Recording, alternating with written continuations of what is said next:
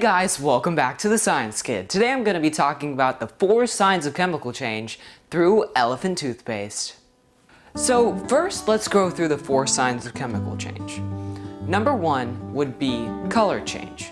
Now, normally when you're doing some sort of experiment that has to do with color change, it'll go from either blue to green or yellow to red or something like that. But when you do those, that is an example of color change. Then the second one is temperature change. Temperature change is when you have something that starts at a lower or higher degree and it switches sides. It changes temperature going from, let's say, 67 to 81 or like 81 to 49 degrees Fahrenheit. And then the next one after that would be precipitation.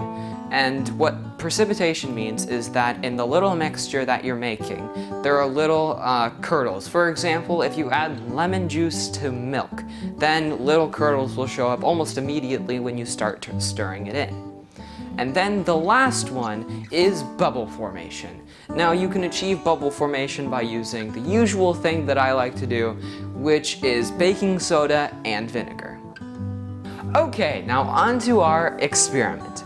But first, I gotta tell you all the ingredients. So starting from over here, we have our lukewarm water container. Now this water should not be boiling hot, nor should it be freezing cold. It needs to be lukewarm, but a little warmer than lukewarm. Warm water. So I'm gonna take the temperature of this water just to show you how hot it is. Okay, the temperature of the water is 90 degrees Fahrenheit. I have no clue what that is in Celsius, but 90 degrees Fahrenheit, that's what should work. Now over here we have our 1 tablespoon measuring thing, which I'm going to use to measure out water. Then I have blue food coloring for added coolness. Then I have our little measuring cup because this is an alternate way to measure the water. Then over here, we've got our dish soap, which for this experiment, you can use literally any sort of dish soap, as long as it's soapy and it's not like, I don't know, some sort of soap that isn't soapy at all. And then we've got our hydrogen peroxide. Now this may not look like normal hydrogen peroxide, but you would be right, it's not. This is, instead of the normal store-bought 3%, which you can probably find just about anywhere, this is 8%. And I found it at a beauty store, and it works a treat. So if you can find any sort of more concentrated hydrogen peroxide, the expansion of bubbles will be way better. Okay, and we've gone through all of our ingredients. Hold on. We have forgotten the most important one, which is active yeast. Active yeast is super important in this. It can't be normal yeast. It can't be, I don't know what kind of other yeasts are there. I don't bake. But active yeast is necessary. Now, if you don't have one of these packets, you can just measure out 1 tablespoon of active yeast, and that's about just how much is inside of one of these packets. So it should work out just fine. Now for the putting together of the experiment. So what you want to start out doing is putting together your little thing of water. Now I have a cup here that I'm going to put my water and yeast solution in. And I don't know why I like mixing it up with a chopstick, but I just do stuff like that. Now you normally want to use 4 tablespoons. But since that gets super messy, I'm just going to measure out a 1/4 of a cup of luke or warm water. There we go, perfect. So I'm gonna pour this in here now. And so we now have all of our water. Don't know why I had a huge container, but I just did. Now we are going to take our yeast and make sure you're using scissors because I tried it before and it literally spilled everywhere, so use scissors when opening the packet of yeast. So here we go, slowly but surely. Still some spilled, but that should be fine. So you're pouring the whole thing in there, the entire tablespoon. Okay, that's about the whole thing. And then you're going to use your chopstick or stirring utensil of choice and you mix it up, and it should turn out to be a pretty somewhat thicker version of the water that you were using, because I don't know, yeast water is thicker than normal water. So just mix it up and make sure you're mixing it up pretty good. Okay, then after that you want to use a half of a cup of hydrogen peroxide of the concentration of your choice. Now, since I'm using a beaker, which is not from America, it uses the metric system, which is milliliters, and it's about 120 milliliters. All right, we now have our hydrogen peroxide. Now, like I said, for added coolness, you can, or if you don't have it, you don't need to put in any food coloring, but you can, so I'm going to add in quite a few drops, because this almost immediately, no matter the circumstance, turns some color of white. Or there's white in it, something like that. So you want to make sure you got a good amount of food coloring in there. Now you got your soap. Now, this soap, it doesn't need to be a especially large amount. Now, normally, I would just call it a very large squirt of soap. So I'm just gonna pour it out like this, and very large squirt. Bubbles. Okay, so I now have my going along of we have our blue hydrogen peroxide, our yeast water. Now I'm going to discard the chopstick because that is unnecessary. Now I'm going to be taking temperature of both of our little liquids here, because you will see in a couple minutes. So first I'm going to take it of the yeast water.